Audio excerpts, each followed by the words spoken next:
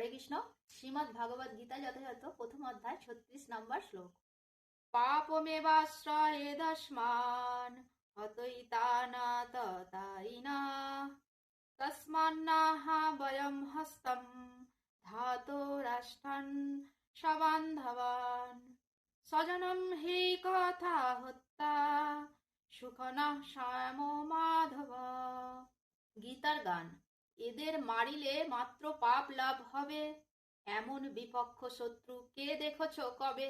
এই ধাতু রাষ্ট্রগণ সবান্ধব হয়, উচিত না হয় কার্য তাহাদেরও ক্ষয়। সজ্জন মারিয়া বল কে বা কবে সুখী, সুখ লেশ নাহি মাত্র হব শুধু দুঃখী। অনুবাদ। এই ধরনের আততায়ীদের বধ করলে মহাপাপ আমাদের আচ্ছন্ন করবে। সুতরাং বন্ধুবান্ধব সহ ধৃতরাষ্ট্রের পুত্রদের সংহার করা আমাদের পক্ষে অবশ্যই উচিত হবে না। হে মাধব, লক্ষ্মীপতি শ্রীকৃষ্ণ, আত্মীয় স্বজনদের হত্যা করে আমাদের কি লাভ হবে, আর তা থেকে আমরা কেমন করে সুখী হব? তাৎপর্য: বেদের অনুশাসন অনুযায়ী শত্রু 6 প্রকার। 1. যে বিষ প্রয়োগ করে। 2. যে ঘরে আগুন লাগায়। 3. যে মারাত্মক অস্ত্র নিয়ে আক্রমণ করে। 4. যে ধনসম্পদ লুণ্ঠন করে। 5. যে অন্যের জমি দখল করে। এবং 6. যে বিবাহিত স্ত্রীকে হরণ করে।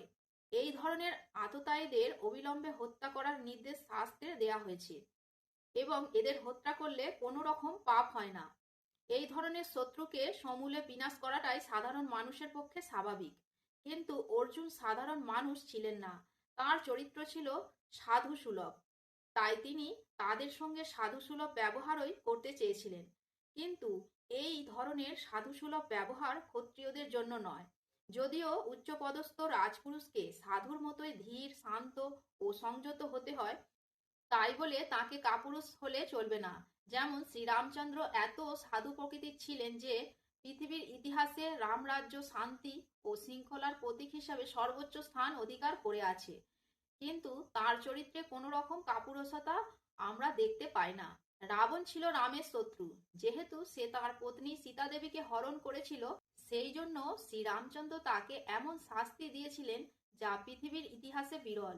অর্জুনের ক্ষেত্রে অবশ্য আমরা দেখতে পাই তাঁর শত্রুরা ছিল অন্য ধরনের। পিতামহ, শিক্ষক, ভাই, বন্ধু এরা সকলেই তাঁর শত্রু হবার ফলে সাধারণ শত্রুদের প্রতি যে রকম আচরণ করতে হয় তা তিনি করতে পারছিলেন না। তাছাড়া সাধু প্রকৃতির লোকেরা সর্বদাই ক্ষমাশীল।